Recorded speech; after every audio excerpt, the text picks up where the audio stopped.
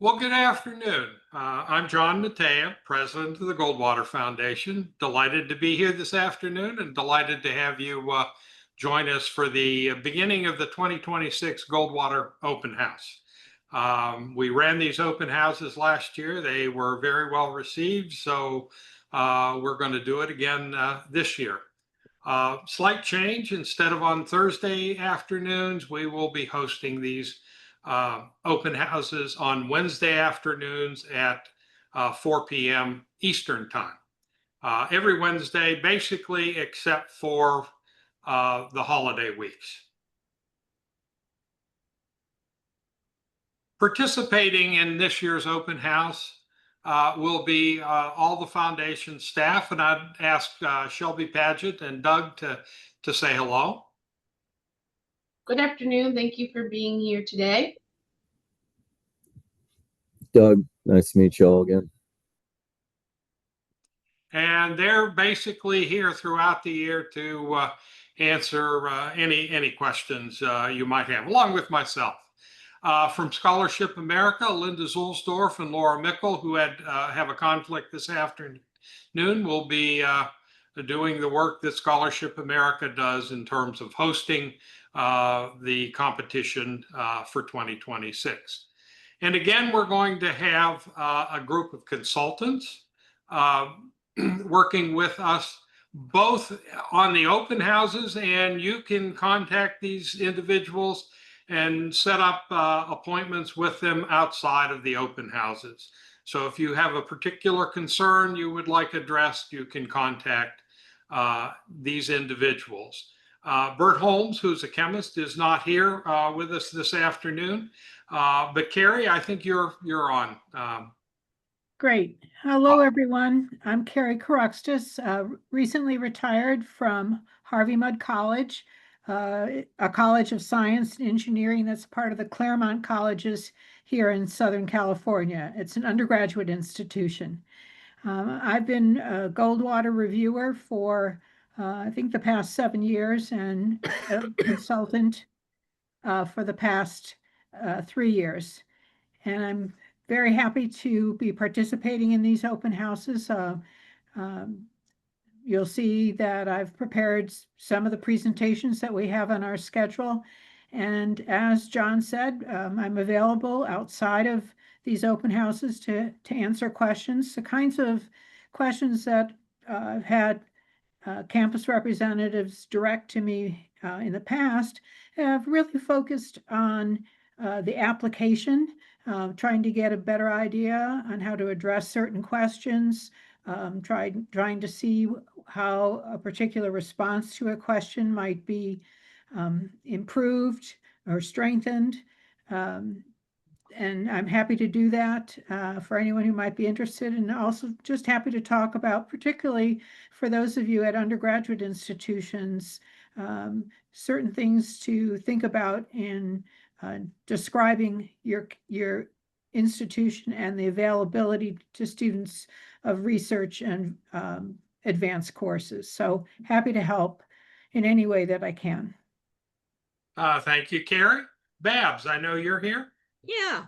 Hi, everybody. I'm Babs Wise. I am retired from Duke University, where I put in about 15 to 20 years. I sort of up in the air, which was closer to 20 than 15. Anyway, years of fellowship advising. And so I'm here to kind of answer questions about recruitment, about working with your students,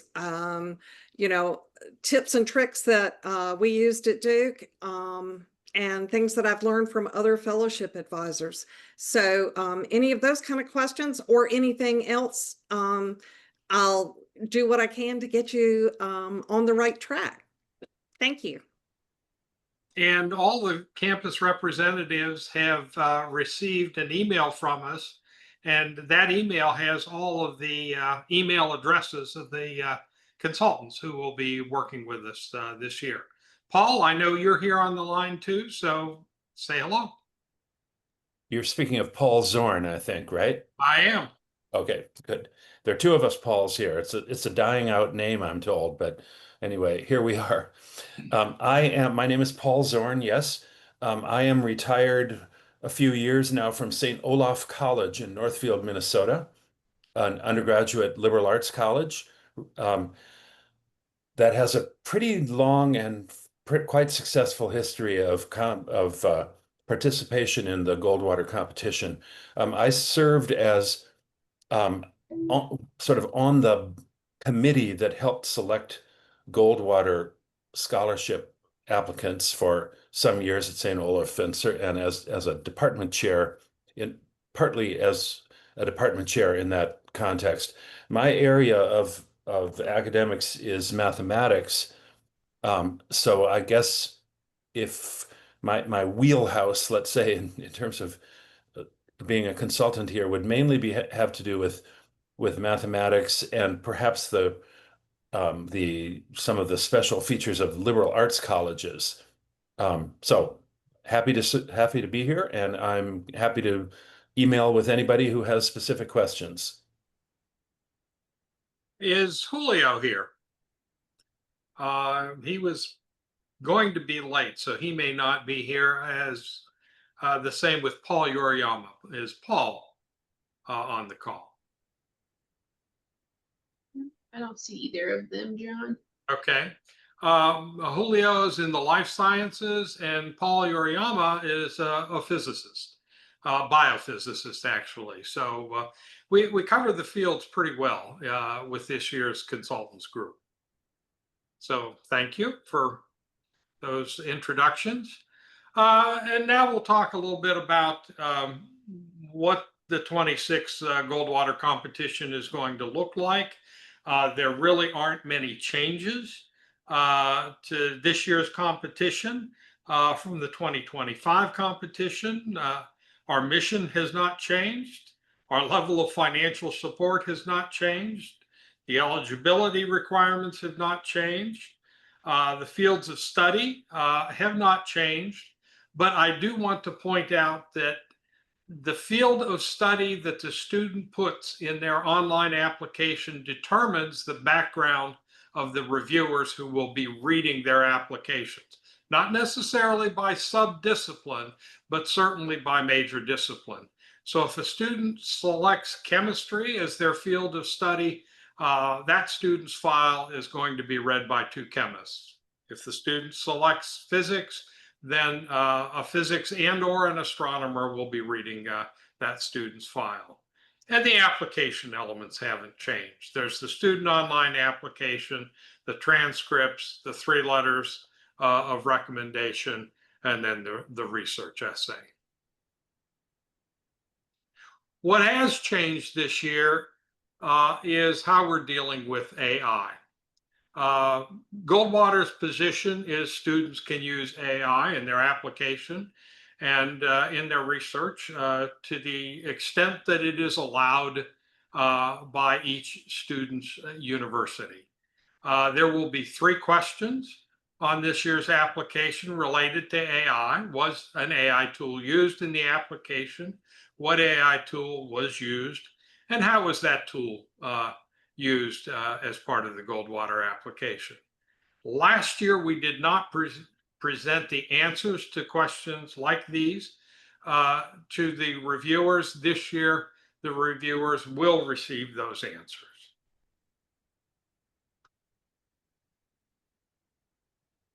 I thought I'd spend a couple of minutes because it comes up every year. People don't realize changes have been made, even though they may have been made several years back to the Goldwater application. In 2019, with a grant from the Department of Defense, we were able to double the number of scholarships from about 250 to 500 scholarship students that we support each year. We review by discipline, not by state. We used to review by state, but that hasn't been true since about 2018. A few years back, we started a transfer, and 2 years ago, a veteran initiative, which allows you to nominate additional students if at least one of your nominees is a transfer student or a veteran. Last year, I believe, was the first year we allowed students who transfer to an accredited 2 or 4 year U.S. academic institution to be nominated by either the school they transfer to or the school that they have transferred from. So if a 2-year college student is now enrolled in a 4-year school, that student may be nominated by the 4-year school to which they transferred or by the 2-year school from which they transferred. And finally, in the year nominated, students do not have to be enrolled full-time to be nominated by an institution. That changed last year. Should they be selected for the scholarship, they must be enrolled full-time when they're receiving financial support from Goldwater. But in the year nominated, they do not have to be enrolled full-time at your institution.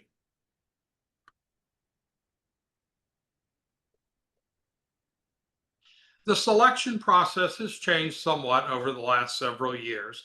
The files are reviewed holistically. That means we give balanced consideration to all review categories. Selection is based on merit, not on financial need. The areas that we review, i.e. kind of our rubric, we look at what the student says his or her career goals are. Then we look to see if their research experience, their research essay, supports that research career trajectory. Does the academic course of study and performance support that career trajectory? Similarly, when the reviewers read the letters, they're looking to see whether or not the reviewers say the student is pursuing a research career and doing things academically and in terms of research experiences to support that career trajectory. And then, of course, there are other considerations that we look at. What life circumstances has the student faced? What activities, what leadership have they demonstrated? Those are all considered in the holistic review of the application.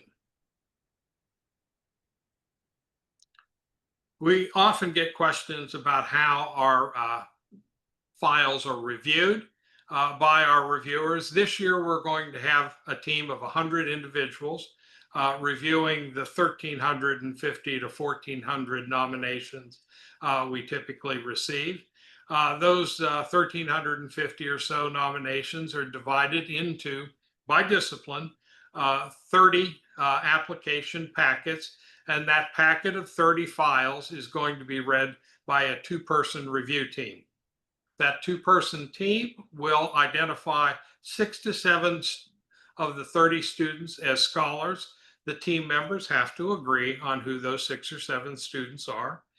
The team can put forward 2 nominees for an additional review, and those files put forward for an additional review are read by individual reviewers, and those individual review scores are then added, and the highest scoring reviews in this secondary review then become scholars too. The 2 nominees that are put forward for additional review have to be agreed upon by the team members who are reviewing the 30-student packet. And then finally, as individuals, the reviewers may identify 1 student for diamond consideration by the foundation. And we'll talk a little bit more about that. The reviewers, as a pair, do not have to agree on the diamond nominees. Each individual reviewer can nominate a student for diamond consideration. So what is diamond consideration?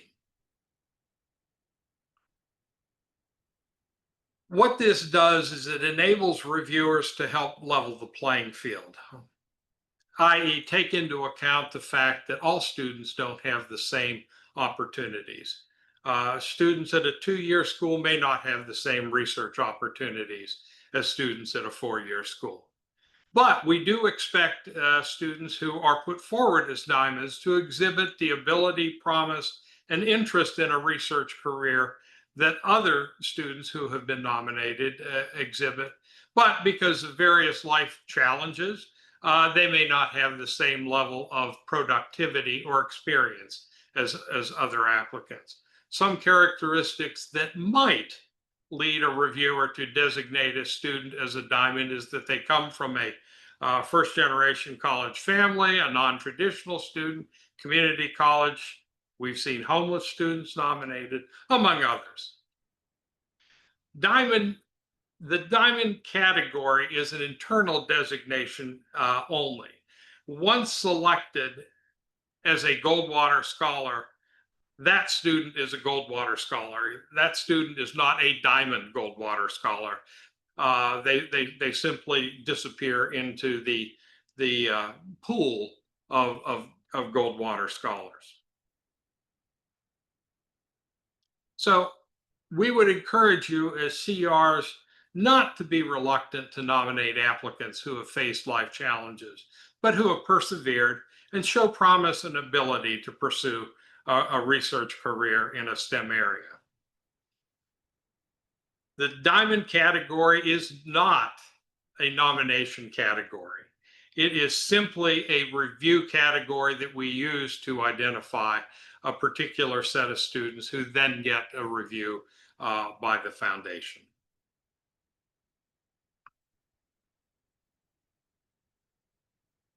So where do we identify some of these life challenges that students may have?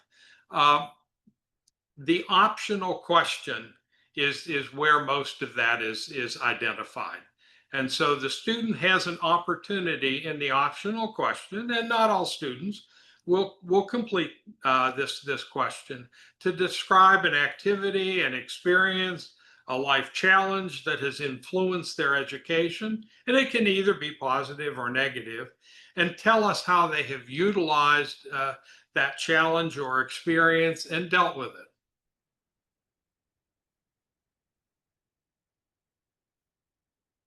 So, is there a single recipe for winning a Goldwater Award?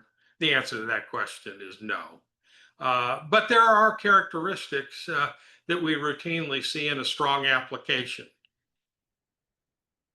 Competitive applications have well-articulated career goals. And the more detail that can be added, the more credible those applications, those arguments become. Academic accomplishments that support a research career trajectory, research that identifies the student's intellectual contribution and skills.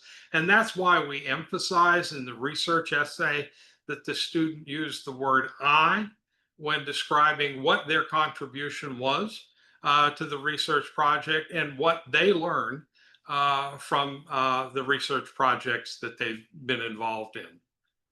Letters of recommendation that speak to the ability, promise, and research career direction of students help make for a stronger application.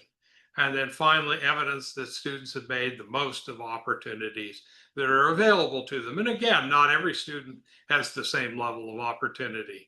And so students who have made the most of the opportunities that have presented themselves to the students are what our reviewers are looking for.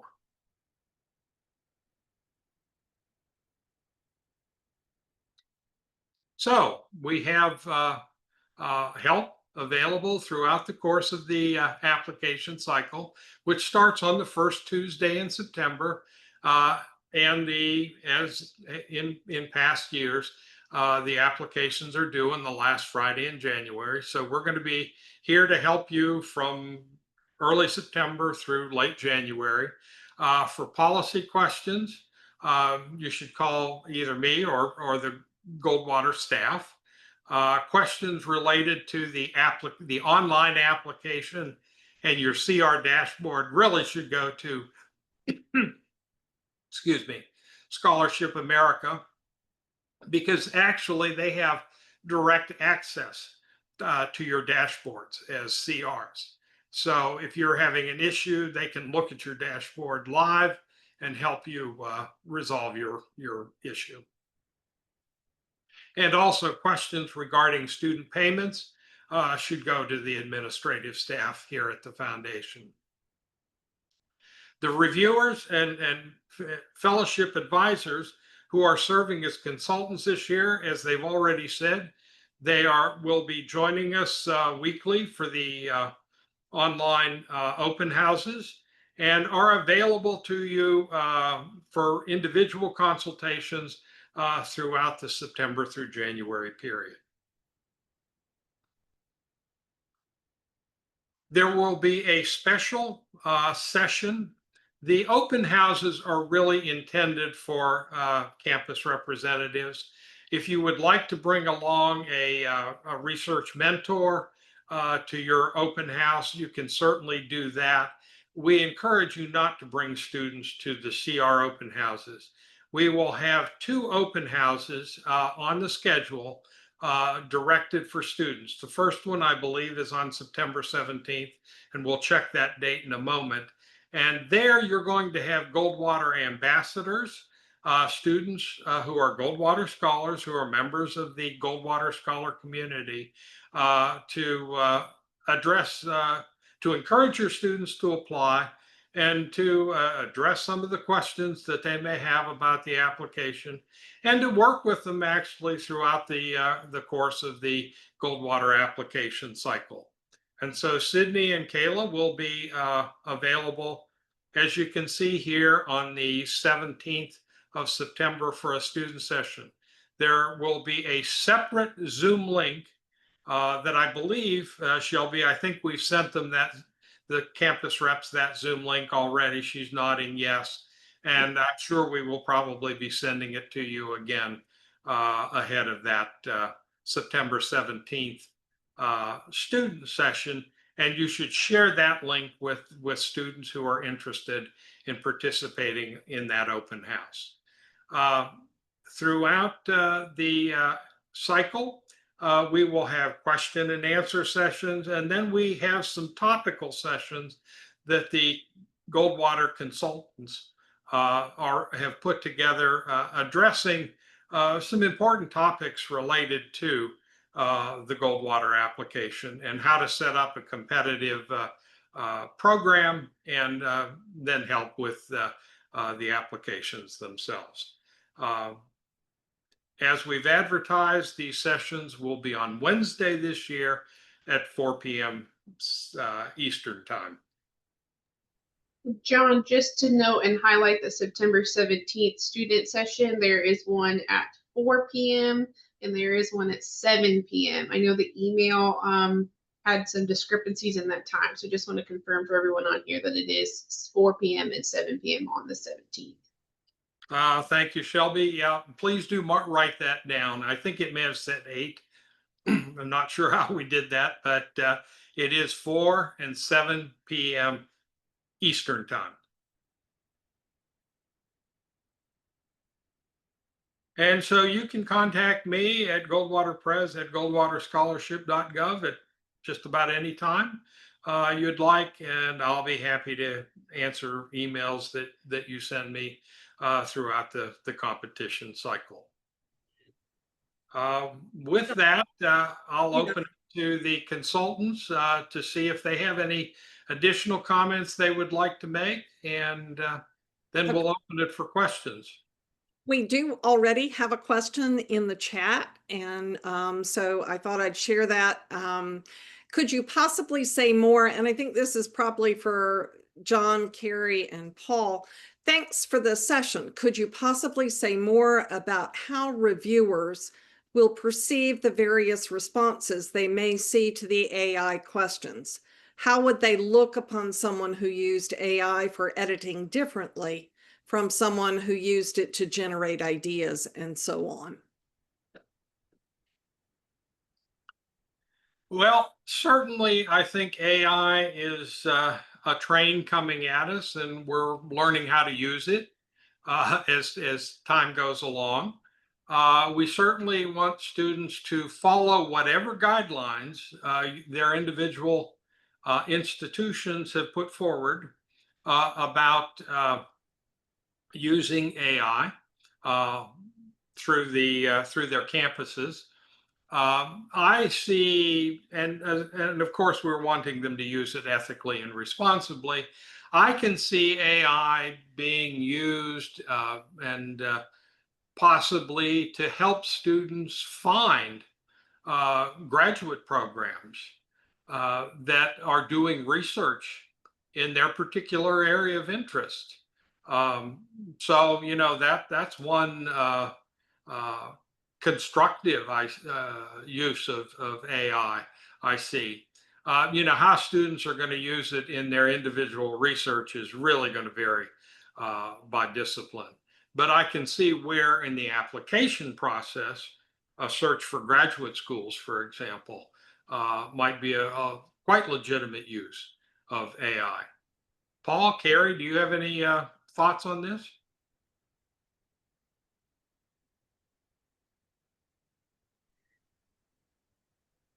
I'll say that. Go I ahead, would- Carrie. Oh, thanks, Paul. In our survey of students last year who used AI, I was particularly impressed with those students who used AI to see if they had adequately addressed the question that was being asked on the application. And I thought that was a reasonable use. Certainly the students had put forth their own ideas, but they were making sure that their response really covered the topic or the question that was being presented to them. That might be another way that students could use AI.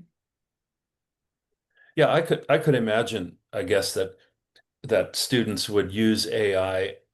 This is completely separate from how they might use it in their scientific research, but in terms of preparing an application, they might have AI. I mean, a student might say, I had AI prepare a draft of, I wrote some sort of rough draft or outline of a personal statement or something, and had AI, go to the next level. And I don't know. I'm a little unhappy with that sort of thing, but I don't really think I would ding a student for that. Partly because I think it would be very difficult to know um, quite in that at that level of detail what use the student had really made of AI. Not suggesting they'd be lying. It's just that there are many ways to there are many possible ways that AI might come into working on the diction and spelling and word choice and all that kind of thing. And so although I'm as a former English major along with a math major, I'm sort of unhappy about it. I would I am happy. I'm glad enough to go along with it.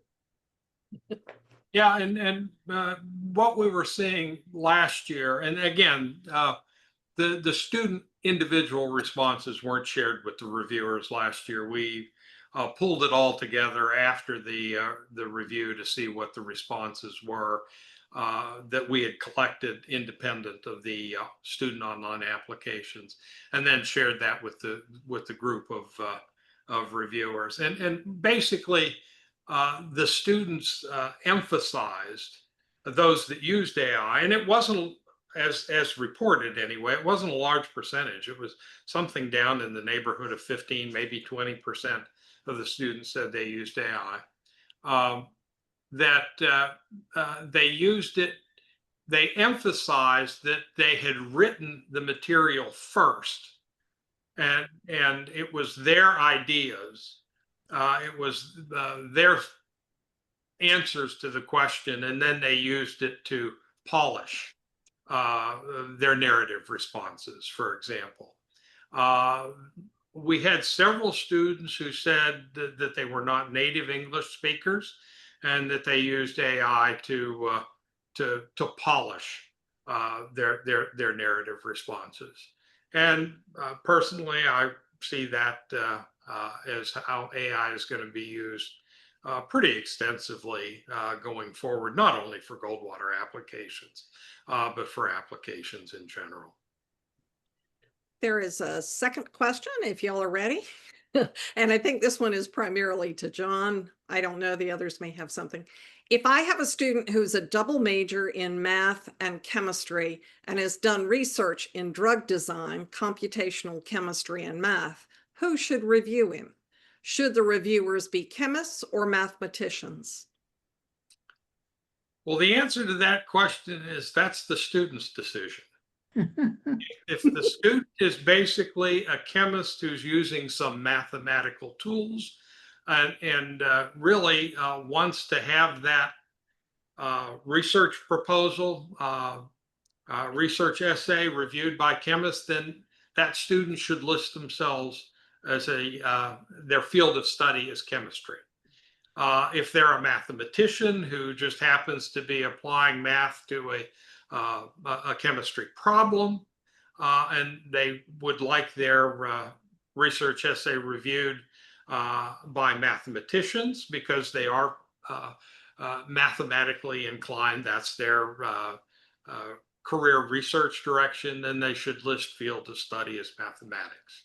That determines who is actually going to read their file. I would just add to that whatever the student says, if I mean, there are sort of edge cases to be sure, and very likely what would happen it could happen in a case like this where the applications really does kind of bridge, say, chemistry and mathematics, that formerly we walked across the room and found the chemist and showed it to him or her, but now we can sort of do the electronic analog of that and sort of ask for an auxiliary opinion from another reviewer. But ultimately, I think John's right. The student decides in what area the application will be reviewed. I was just going to add that, yes, we do have a directory of the reviewers in all the disciplines, so we can use that if we need to reach out and ask a question. That's all the questions I see in the chat for right now. Folks are welcome to raise their hands if they would like, or just butt in and ask questions.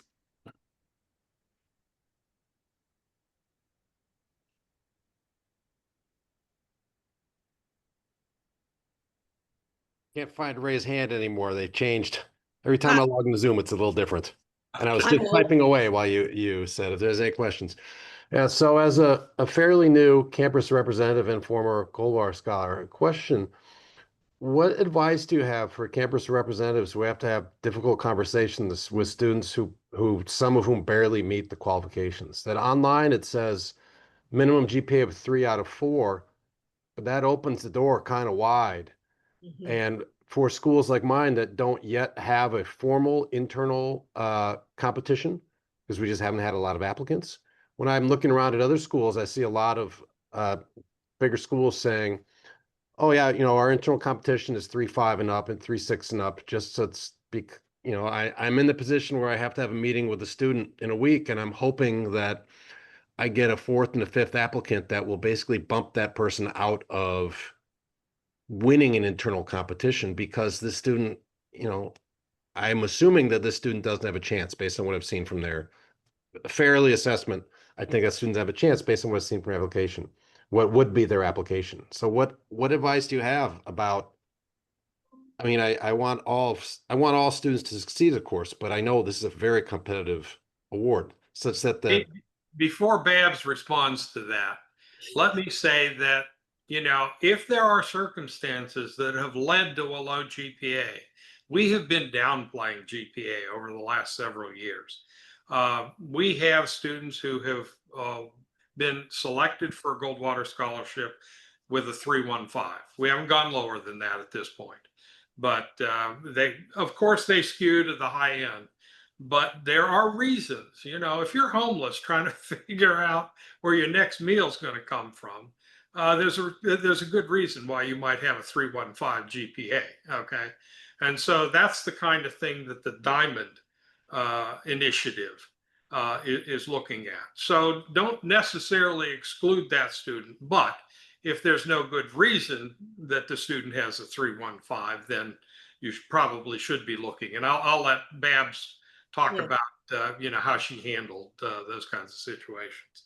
Yeah, working with students is the hardest part of your job, I think, in a lot of ways. And students, I used to have to turn around away a lot of students at Duke.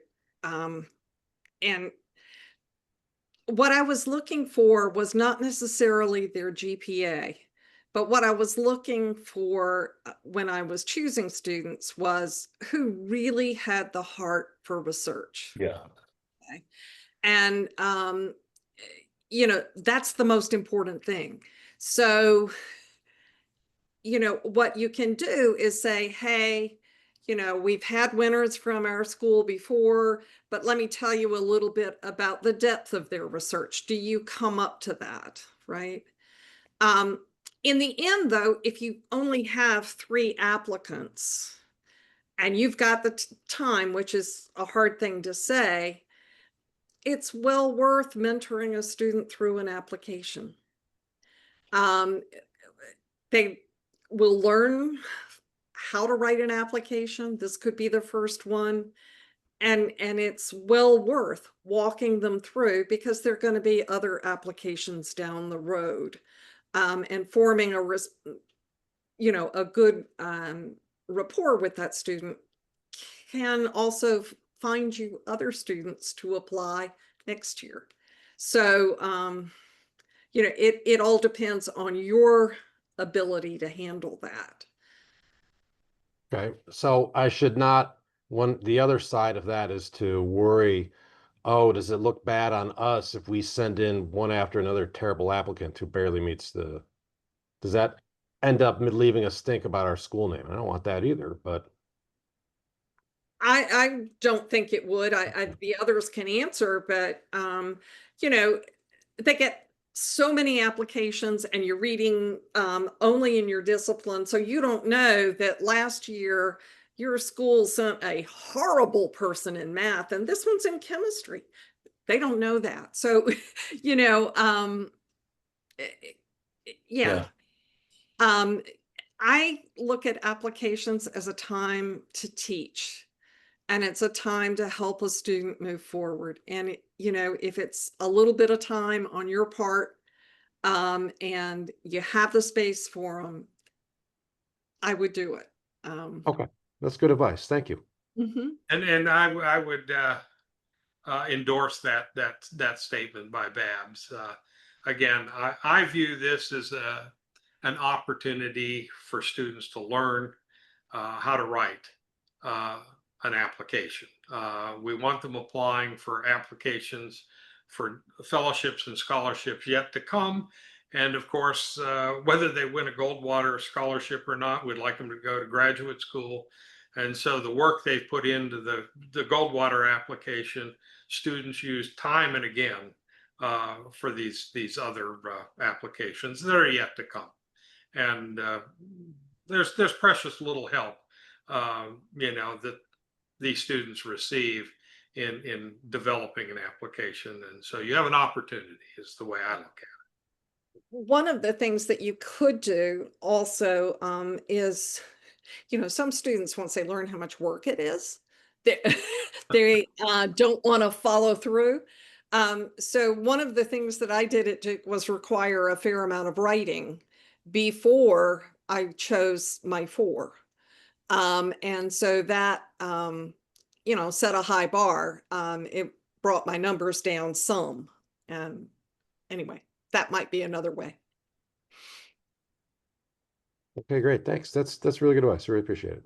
So I hope to have a good pool this year. We're gonna have a couple. I know we have the students. Some of us don't know about it.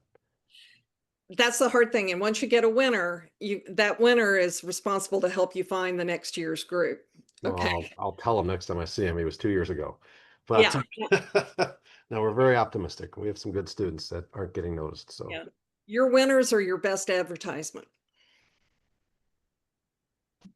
Before we address the next question, if there is one, I see Paul Uriyama has joined us. And so, Paul, if you just say hello and tell us a little bit about your background and your experience with Goldwater. Hey, hello everyone. Sorry I was late. Had another meeting that was coming from. I'm the chair of physics at Miami University, and I've been involved with the Goldwater Foundation since the early 90s, and that was as a Goldwater scholar as an undergraduate. But in my professional career, I've been the campus representative on our campus for almost 15 years. I've been reviewing for the Goldwater for about 8 years, and I've been participating in this open house initiative for I think the last 4 years.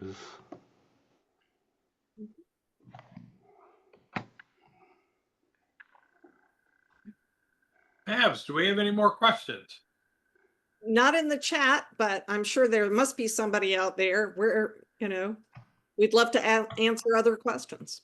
While we're waiting for another question, I'd just like to reiterate what others have said about in reference to GPA and other formal qualifications. I'm very interested in the sort of fire in the belly for research that some students exhibit. And so that goes a long way with me. After all, the point of the Goldwater process is to encourage students to go into research, maybe in particular students who might not otherwise go into research. So I'm very interested in students who, despite some, challenges or something, really indicate from experience and what they say a real desire to do research and have some history of beginning along that line. I have a question. Sorry. I don't know if I was supposed to raise my hand. So I am also in a similar boat as Matthew. This is my first year kind of formally guiding students through the Goldwater application process. And I was sort of nominally involved last year. I helped review one of their students' essays. And we are also, a small institution. We don't have like a formal selection committee really for any of the major distinguished fellowships. We couldn't even do that if we tried. And so like our approach has generally been to get nominations from departments. For like the departments will nominate students within them, themselves, and then we will reach out to the student. And my question is, I suspect there's not really a good answer for this, but I'm kind of wondering within the research essay question, the development of the research essay, are there any I guess guidelines around the type of research or like the area of research being done? Because some students have and even faculty members have questioned whether to what extent it needs to contribute something new to the field or the discipline. And that's a really complicated question because often it just takes years and years and it can sound so I guess I just don't know. And since I'm not a specialist, I don't know how to answer that question. I can tell if a student has in-depth research experience. We do have a very strong research culture on our campus. So and mentorship. But in terms of what does it mean within the discipline, I'm just not sure how to answer that. It does not have to be Nobel Prize work. Right. Okay. The most successful mentor campus representative that I'm aware of had 21 Goldwater scholars to his credit. And his comment was, you can do interesting science on the duck pond behind the science building. And that's what they did. Again, I'm anxious to hear Paul and Carrie comment on this about the kinds of research. Again, not all students have the same opportunities. Class-based research is something that can be used for a Goldwater scholarship. Often questions will come up, and I'll cover this now while I'm thinking about it. Do you have to have published? The answer to that question is no. Does it help you? Yeah, sure, but students don't have a lot of control over whether an article actually gets published on the work that they do. So there are circumstances that have to be taken into consideration there. What I think our reviewers are looking for is for the student to have presented his or her work somewhere on campus, at a regional meeting, of course, national and international if the resources exist to do that. But again, I'm interested to hear what the other consultants have to say. Carrie, Paul. Well, I'm happy to start. I think one of the most important factors that I look for is the students' ownership of the project. Their excitement for the work, how deeply they get involved. Are they, taking the extra step to learn more about the field when they have some result that they don't understand? Are they showing the initiative to try to uncover a possible new pathway? Really want to see the student owning the work, not being directed by someone else, but really so invested in the project and excited about the work that they think about it on their own and are excited to try a new direction. Someone who gets enthusiastic about their results, their outcomes, their success. I want to see that come through in the essay. And I think any student can do that with any kind of project. It doesn't have to be, as John said, cutting edge work. It needs to be, it clearly shows the reviewer that this is someone who wants to pursue a research career. But remember, So let me add something real quick. So in other words, that story needs to come through the research essay. And that's why they need to be talking about their contributions and what worked, what didn't work, how they, addressed what didn't work. Go ahead, Paul. I'm just going to say, but remember, it has to be a technical, rigorous essay. It's not a personal statement sort of an essay. And so, you have to be able to talk like a researcher or communicate, express ideas like a researcher. But yes, we do want to see the students' contribution. We do want to know that they came up with this idea. Use the pronoun, use I when appropriate as compared to we. But again, it should be technical. It should demonstrate the ability to communicate science and research in the research process. Yeah, in mathematics, in getting to the question of what is appropriate research to describe in a research essay like this, in mathematics, a lot of research is on the face of it extremely esoteric, and it's hard for anybody to evaluate confidently what the sort of applications of a particular type of research are. For me, I try to get some information about that kind of thing, especially from the letters of recommendation. So it really is essential that the research described in the proposal is alluded to in letters of recommendation by, as it were, adults. How does this fit into, is this good stuff or not? Sometimes one reads proposals that sound very erudite and so on, but it's hard to know where some of that language came from. And so again, hearing a as it were, disinterested evaluation from a professional is really quite essential. Oh, and by the way, these sort of responses are also answering the question that's in the chat.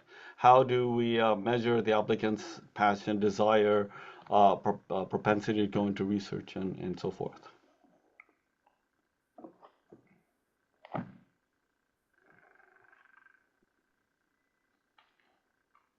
I'll put a little pitch in for the open houses yet to come. A lot of these topics will be addressed in depth in the topical sessions that are listed. I've only listed the ones through October on this slide, but you have an email that lists the whole open house session through January.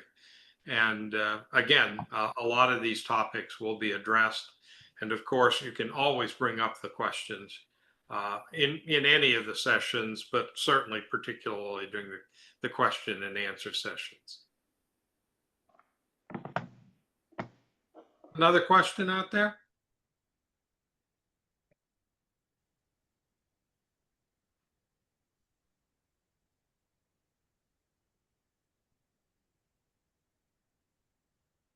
And I will say that Paul does make a good point about the research essay needing to be technical. It's not a personal statement so much as it is a technical essay in which the student describes to the reviewers exactly what their contributions were to the project, and it's extremely strong when the letter writers validate and verify that the student actually made these contributions as part of the work they've done.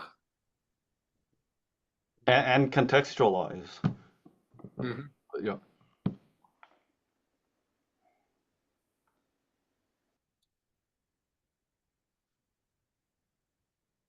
Next week's session will be on how to use the campus representative dashboard.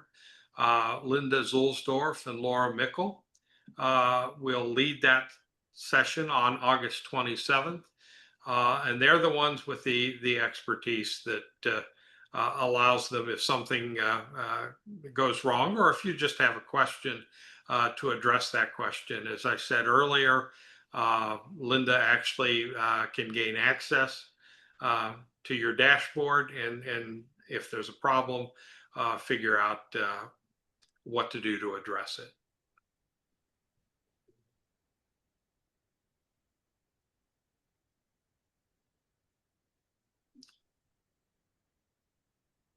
Babs, do you see any more questions in the chat?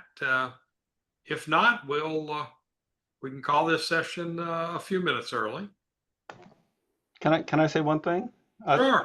And I don't know if this was said earlier, I might have been late, but last year, by the end of the series of open house sessions, we were getting a few comments. Well, there was really a community of campus reps that formed through going through these open house processes with us and with each other, and so I hope something like that happens again this year. And so I encourage everyone to come to as many of these as you can. And as I said earlier, these sessions really aren't for the students. We have two sessions, one on September 17th, and then another one, the 17th is with Goldwater Scholars.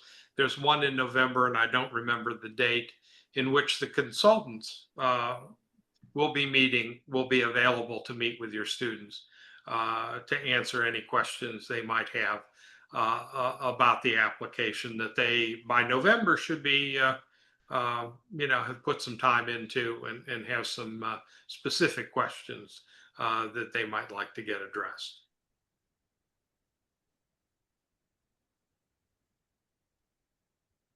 Well, thank you all for coming.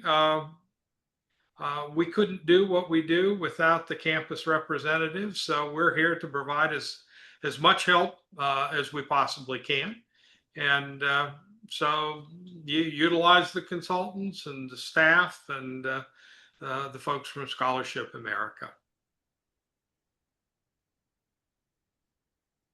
Thank you all. Okay.